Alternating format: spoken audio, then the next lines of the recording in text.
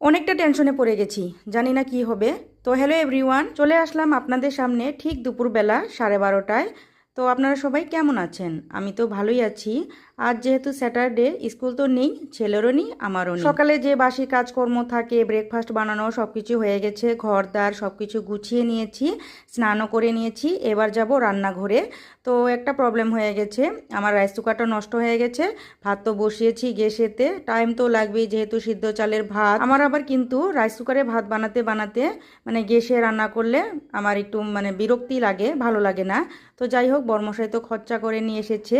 এই তো ধনেপাতা, বাঁধাকপি, তারপর আরেকটা স্পেশাল জিনিস নিয়ে এসেছে, সেটা আমি ফ্রিজে রেখে দিয়েছি। আমি বলেছিলাম সকালবেলা যে আজ এটা আনো তো, কারণ সবারই ফেভারিট যেহেতু। আর পেটটা যখন শান্তি লাগে তখন কিন্তু মনটাও শান্তি লাগে, তাই না? ভাতের জন্য জল বসিয়েছিলাম, জলটা পুরোপুরি গরম হয়ে গেছে, তার জন্য চাউলটা ছেড়ে দিলাম। তো এদিকে ভাতটা হতে থাকুক, আর ওদিকে আমি মুসুর ডাল বসিয়ে দিব। আমরা কিন্তু বেশিরভাগ মুসুর ডালই খাই, আপনারা হয়তো লক্ষ্য করেছেন।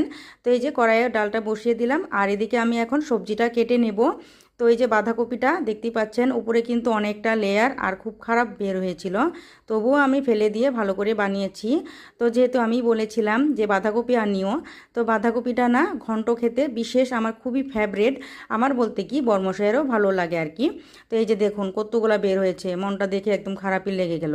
যেহেতু গরুও নেই, না হলে তো গরুকে দিতাম। তো যাই হোক, এবার বাঁধাকপিটা খুব সুন্দর করে পলে নিচ্ছি।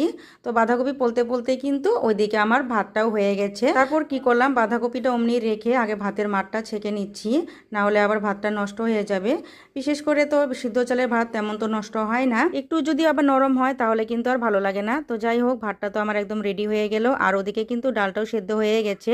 ডালটাও আমি সম্বাদ দিয়ে নিব। আর এই যে দেখুন, একটু ধনেপাতা দিয়ে দিলাম যেহেতু শীতকাল। তো যাই হোক, ফেভারিট জিনিসগুলো কি সেটা তো বলাই হলো না। তো ফেভারিটের মধ্যে মাছের মাথা, মাছের তেল, এগুলো আনতে বলেছিলাম, সেটাই এনেছে। আর 2-3 পিস মাছ রয়েছে, এটা ছেলে খাবে, আমার মনাটা খাবে। তো যাই হোক, এটা কিন্তু এখনও পরিষ্কার করা হয়নি, এবার যাব কলের পাড়ে পরিষ্কার করতে।